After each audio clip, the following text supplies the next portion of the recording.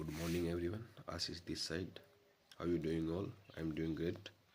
So let's start our new word session. So today I'm going to tell you some new phrasal verb.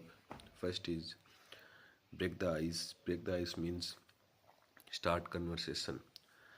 Let me explain with example. Yesterday I was in meeting and first 30 minutes nobody break the ice. The second is blow the whistle on. It's mean exposing something illegal and like crime, like journalists blow the whistle on politician illegal things. Thank you.